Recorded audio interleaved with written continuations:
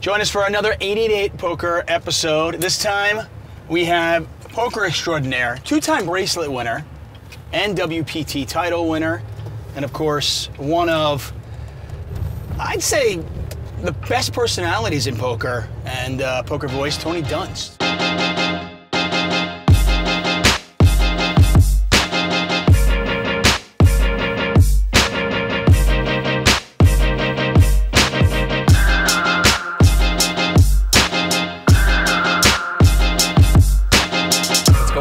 Doing, Dave? I am well. I'm driving you to lunch, and then apparently you're going to a tennis tournament? I'm going to the BNP Paribas tennis tournament in Indian Wells. It's one of the larger tennis tournaments in the world, but very close to us here in Vegas, so a chance to see some of the top players.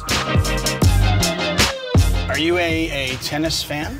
I'm a tennis fan, and lately a tennis nut. I've been playing 4 or 5 days a week. How is your WPT co-host, Vince Van Patten? Have you played with him? Oh, I've played with Vince a number of times. He just has really smooth strokes, man. Like that, you never lose that, like riding a bike. The first day I ever worked with him and like Mike and the whole WPT, we went out and played, and him and Mike tried to like set me up for a hustle, not realizing that I'm not an idiot and I wouldn't fall into it.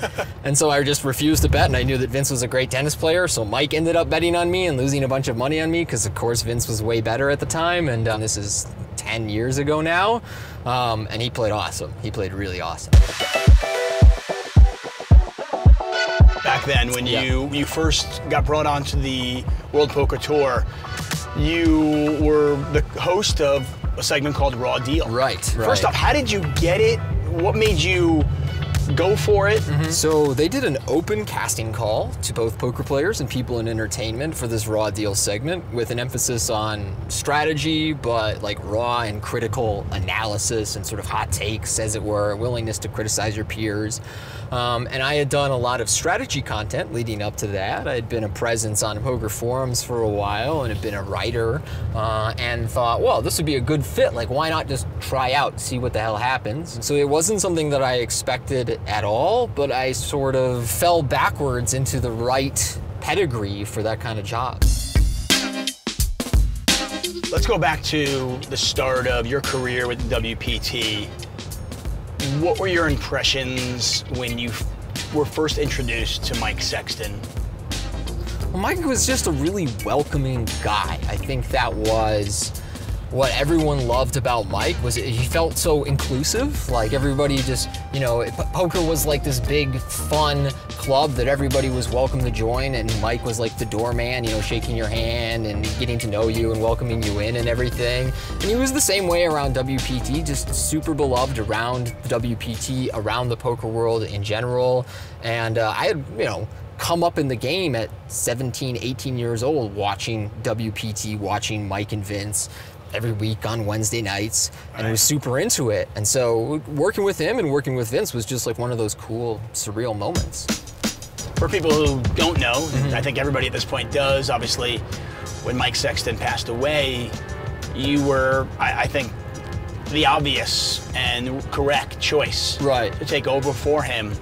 First, talk about, you know, filling those shoes, which I have to imagine, not even possible, is it? Right.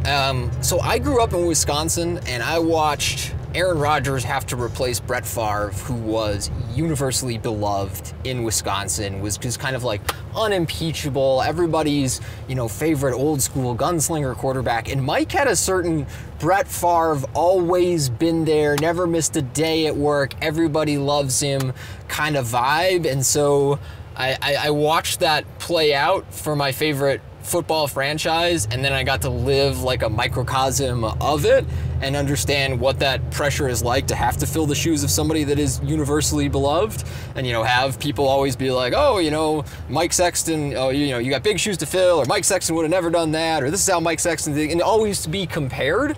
And so you both want to honor the legacy of somebody who set a great standard, but also, you know, create your own path, and there's a balance there.